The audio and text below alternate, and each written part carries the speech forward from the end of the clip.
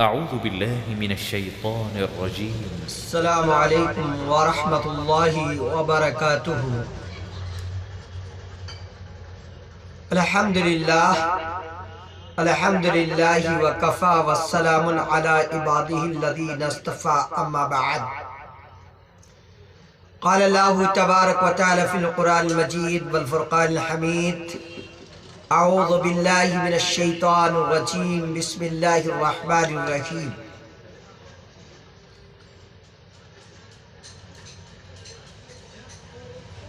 قل کل یعمل علی شاکلتہ۔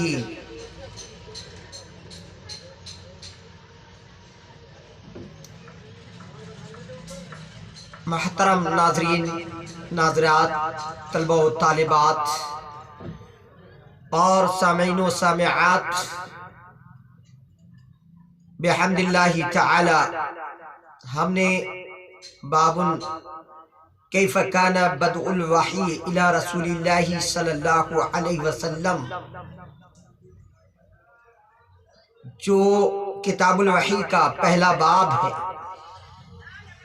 اور بخاری شریف کی پہلی روایت ہم نے آپ کی خدمت میں پیش کی تھی، اور ہم نے اس کے سلسلے میں بہت سارے امور بیان کیے تھے کہ امام بخاری رحمۃ اللہ علیہ کے اس روایت کو پہلے ذکر کرنے کا کیا مقصد تھا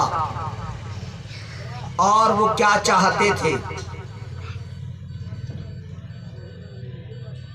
آج ہم آپ کو امام بخاری رحمۃ اللہ علیہ نے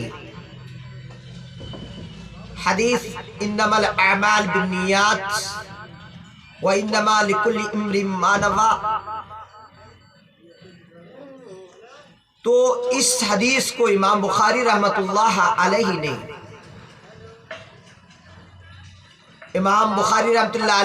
اپنی کتاب میں سب سے پہلے کیوں ذکر کیا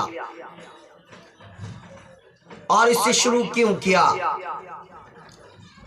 امام بخاری رحمۃ اللہ علیہ نے اپنی جامع صحیح کو اس حدیث سے اس لیے شروع فرمایا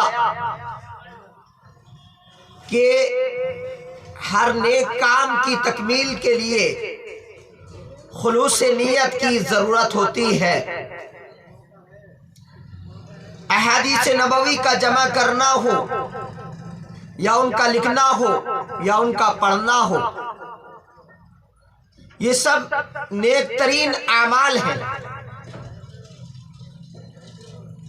حدیث میں جیسا کہ بیان فرمایا گیا کہ اعمال کا دار و مدار نیتوں پر ہے۔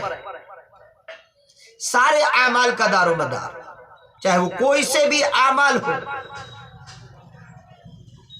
نیک ترین عمل ہونے کی وجہ سے امام بخاری رحمۃ اللہ علیہ نے اس حدیث کو سب سے پہلے اپنی بخاری شریف میں ذکر کیا اور اس سے ہی شروع فرمایا اور آغاز کیا اور اپنی بخاری شریف کی ابتدا کی۔ اس فن شریف کے حاصل کرنے والوں کے لیے آداب شرعیہ میں سے یہ ضروری ہے کہ اس علم شریف کو خالص دل کے ساتھ محض رضائے الہی و معلومات سنن اور رسالت پناہی حاصل کرے، کوئی غرض فاسد اور ہرگز درمیان میں نہ ہو، ورنہ نیک عمل بھی اجر و ثواب کے لحاظ سے ان کے لیے مفید عمل نہیں ہو سکے گا۔ لہذا امام بخاری رحمۃ اللہ علیہ نے اپنی بخاری میں اس کا یوں ہی تذکرہ کیا ہے،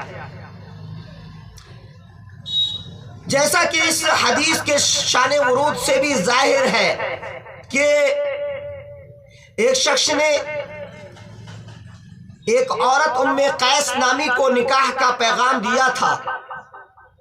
اس نے جواب میں خبر دی کہ آپ ہجرت کر کے مدینہ آ جائیں تو میں شادی کر لوں گی اور یہ شادی ہو سکتی ہے۔ چنانچہ وہ شخص مکہ المکرمہ سے مدینہ المنورہ کی طرف ہجرت کر کے چلا گیا اور وہاں پہنچ کر اس نے ام قیس نامی عورت سے شادی کر لی۔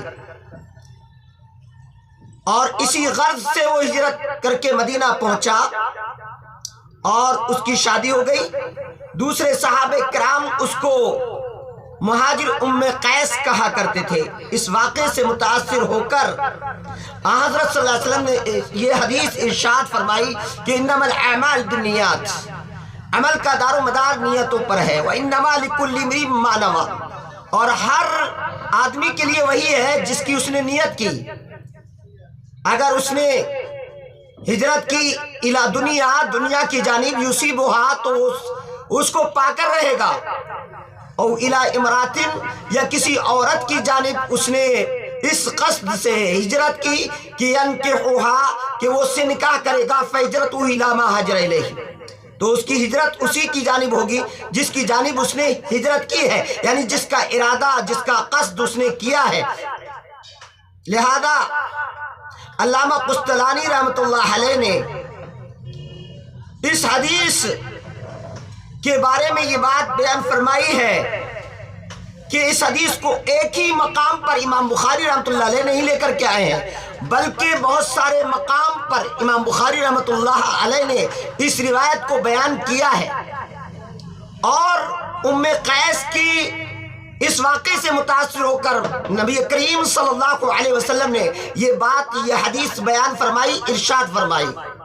لہذا اب ہم نے آپ کو وجہ بتا دی۔ انشاءاللہ آپ کے سامنے کل جو درس رکھیں گے اس درس میں ہم بتائیں گے کہ نیت کا کیا معنی ہے، نیت کسے کہتے ہیں، اور نیت کی لغوی تعریف اور شرعی تعریف کیا ہے، اور پھر نیت کے بارے میں اور احادیث میں اللہ کے نبی صلی اللہ علیہ وسلم نے کیا بیان فرمایا ہے، کن کن صحابہ کرام نے اس روایت کو ذکر کیا تھا، ہم نے اس کی بھی تفصیل آپ کو بتا دی ہے، اور انشاءاللہ اسی طرح ہم درس میں آپ کو برابر بتاتے رہیں گے اور آپ کو سمجھاتے رہیں گے، اور یہ بھی بتائیں گے کہ امام بخاری رحمۃ اللہ علیہ اس کو کن کن ابواب میں اور کن کن کتابوں میں لے کر کے آئے ہیں۔ انشاءاللہ یہ بات بھی ہم آپ کو بتائیں گے۔ اللہ سے دعا ہے کہ اللہ تعالی ہم سب کو بخاری کے درس میں شامل ہونے کی توفیق عنایت فرمائے، اور اس کو سننے اور سن کر اس پر عمل کرنے کی توفیق دے۔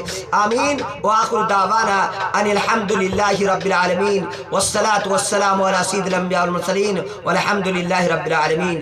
السلام علیکم ورحمۃ اللہ وبرکاتہ۔